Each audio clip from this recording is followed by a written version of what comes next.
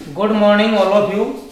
Today in 11th class chemistry, आज हम 11th class chemistry chapter आपका हाइड्रोकार्बन्स पार्ट 3 में आज हम डिस्कशन करेंगे कन्फर्मेशंस।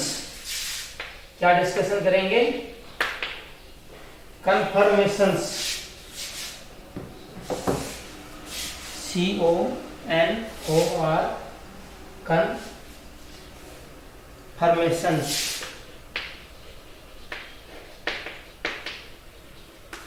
तो सबसे पहले तो आपको पता होना चाहिए कन्फर्मेशंस होती क्या है।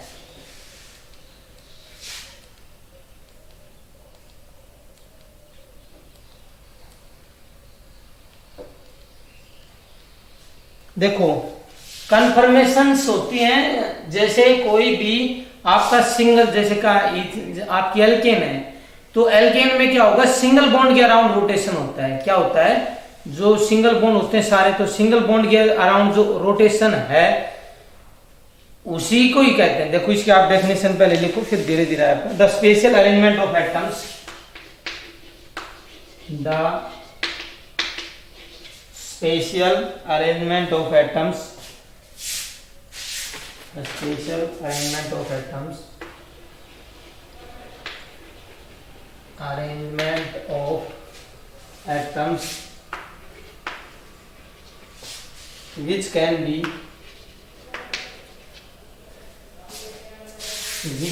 the special arrangement of atoms which can be converted into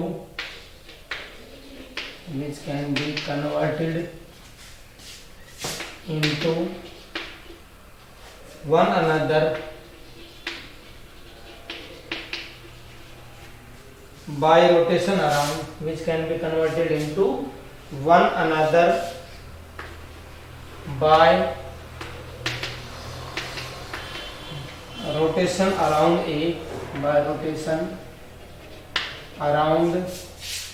a carbon carbon single bond are called conformations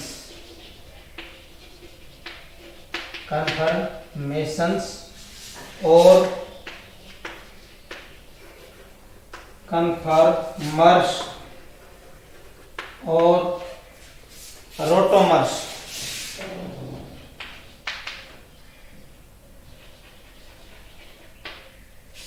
देखो, इसकी क्या डेफिनेशन है? The special arrangement of atoms, जो स्पेशल है arrangement of atoms which can be converted, जो convert कर सकते हैं, to one another by rotation around a carbon carbon single bond. जो स्पेशल अरेंजमेंट है एटम्स का, जो कन्वर्ट करते हैं वन अनदर में, एक दूसरे में कन्वर्ट करते हैं। कैसे? Bye rotation around a carbon carbon single bond के रोटेशन से जो स्ट्रक्चर पॉसिबल होते हैं। देखो, आप सिंपली आप समझ सकते हो, कार्बन कार्बन का सिंगल बॉन्ड को अगर हम रोटेट करने से जो स्ट्रक्चर में डिफरेंस आता है वो क्या कहलाता है? आपकी कन्फर्मेशन। आपके जो सिलेबस में है वो है कन्फर्मेशन ऑफ इथेन। तो हम कन्फर्मेशन ऑफ इथेन में डिस्कशन कर रहे हैं। अब नेक्स्ट,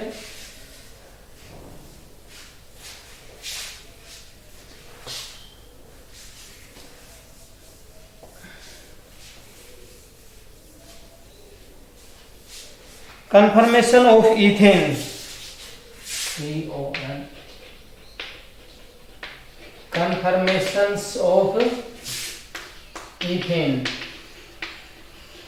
कन्फर्मेशंस ऑफ इथेन के अंदर फर्स्ट आपका आता है साहोस्ट प्रोजेक्शन। इसमें फर्स्ट क्या आता है आपका? साहोस्ट प्रोजेक्शन। देखो, साहोस्ट प्रोजेक्शन में हम क्या करते हैं, इसके अंदर दो स्ट्रक्चर होती है, एक होती है इक्लिप्स, एक होती है स्टैगर्ड। देखो, साहोस्ट प्रोजेक्शन के अंदर जैसे ये है आपकी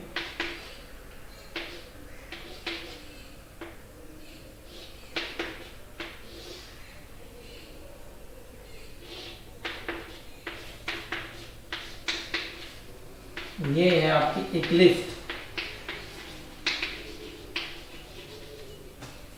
और इसको हम बोलते हैं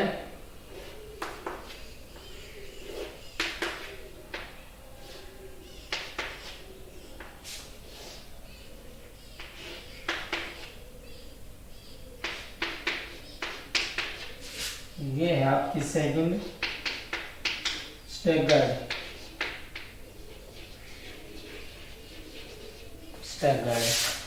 अब देखो साहॉर्स प्रोजेक्शन में ये आपकी होती है इथेन। देखो जैसे ये है आपकी इथेन CH3 तो हमने इसमें देखो कैसे पॉसिबल किया हुआ है इथेन के अंदर। ये आपकी इथेन है CH3 तो देखो इसमें ये कार्बन है, इसके अराउंड 3 हाइड्रोजन है, ये दूसरा कार्बन, इसके अराउंड 3 हाइड्रोजन। इक्लिप्स में क्या होगा, ये कार्बन सपोज इस कार्बन के ऊपर हम इसको क्या करें, सुपर इम्पोज करें, इसको उठा के यहाँ लेके जाएं तो ये कार्बन इस कार्बन को कवर कर लेगा, ये हाइड्रोजन इस हाइड्रोजन को कवर कर लेगा, ये हाइड्रोजन इसको, ये हाइड्रोजन, ये मतलब ये एक प्रकार से इसको बिल्कुल कवर कर लेगा। तो इक्लिप्स स्ट्रक्चर में क्या होती है, जो दोनों ही सेम टाइप के कार्बन है वो एक दूसरे को कवर कर लेते हैं। स्टैगर्ड में क्या होते हैं, एक दूसरे के अपोजिट होते हैं। अपोजिट कैसे हैं, सपोज इस कार्बन को एज इट इज उठा के यहाँ रखते हैं तो देखो ये वाला हाइड्रोजन तो ऊपर की तरफ जाएगा, यहाँ होगा, ये दोनों हाइड्रोजन एक इधर होगा एक इधर होगा, तो क्या होगा, हाइड्रोजन एक दूसरे से क्या होंगे, मैक्सिमम दूरी पर होंगे। तो इक्लिप्स स्टैगर्ड में क्या होंगे, एक दूसरे से बिल्कुल दूरी पे, और इसमें क्या हो जाएंगे, सुपर इम्पोज का मतलब उसको कवर कर लेंगे। देखो ये आपकी इक्लिप्स है, इक्लिप्स में ये हाइड्रोजन इसको हाइड्रोजन कवर करेगा, ये वाला इसको, अगर इसको एज इट इज उठा के यहाँ रखते हैं तो ये वाला हाइड्रोजन इसको कवर कर लेगा, ये दोनों इनको, और इसको उठाकर एज इट इज रखते हैं तो ये वाला हाइड्रोजन यहाँ आएगा, बाकी दोनों हाइड्रोजन ये इस साइड आएंगे, तो क्या रहेंगे, इसको मैक्सिमम दूरी पर रहेंगे एक दूसरे से। तो ये थी आपकी साहॉर्स के अकॉर्डिंग स्टैगर्ड और इक्लिप्स स्ट्रक्चर। नेक्स्ट हम पढ़ते हैं न्यूमैन प्रोजेक्शंस।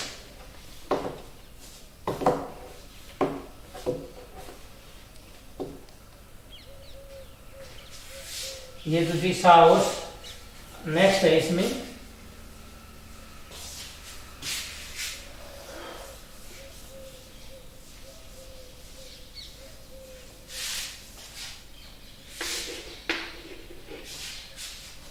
न्यूमैन प्रोजेक्शंस,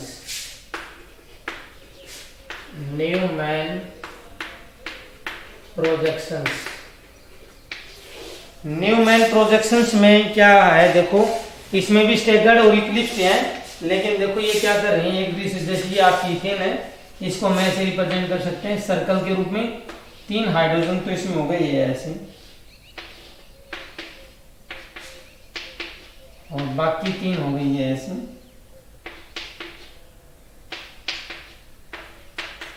ये है आपकी इक्लिप्स, और ये देखो हाइड्रोजन,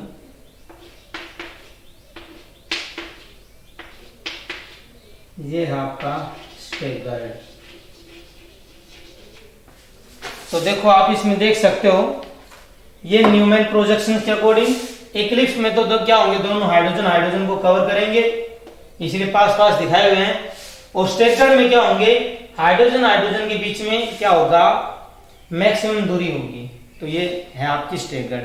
अब इसमें आती है relative stability of conformations of ethane में, न्यूमैन प्रोजेक्शन के बाद फिर आती है आपकी relative stability of conformations, relative stability of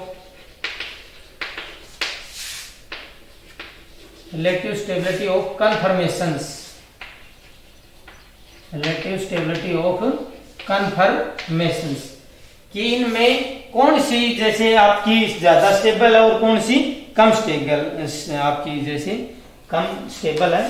तो इसमें देखो क्या होता है, जो इनस्टेगर्ड, जो आपकी स्टेगर्ड होती है उसके अंदर क्या होता है, मिनिमम रिपल्सिव फोर्स, जो स्टेगर्ड होती है उसके अंदर क्या होता है, मिनिमम रिपल्सिव फोर्स होता है, minimum repulsive force,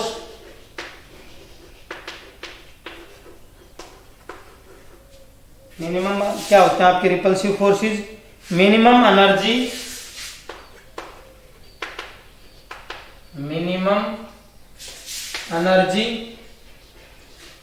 and maximum stability, and maximum stability होती है। जो आपकी स्टेगर्ड कॉन्फ़िगरेशन होती है उसके अंदर क्या होती है, मिनिमम तो रिपल्सिव फोर्स होते हैं, मिनिमम एनर्जी होती है और मैक्सिमम क्या होती है आपकी स्टेबिलिटी होती है। इसके बाद अगर हम बात करते हैं इक्लिप्स के अंदर, इन इक्लिप्स के अंदर क्या होता है, maximum repulsive force, more energy, maximum repulsive forces, maximum repulsive forces, फिर क्या है आपकी मोर एनर्जी,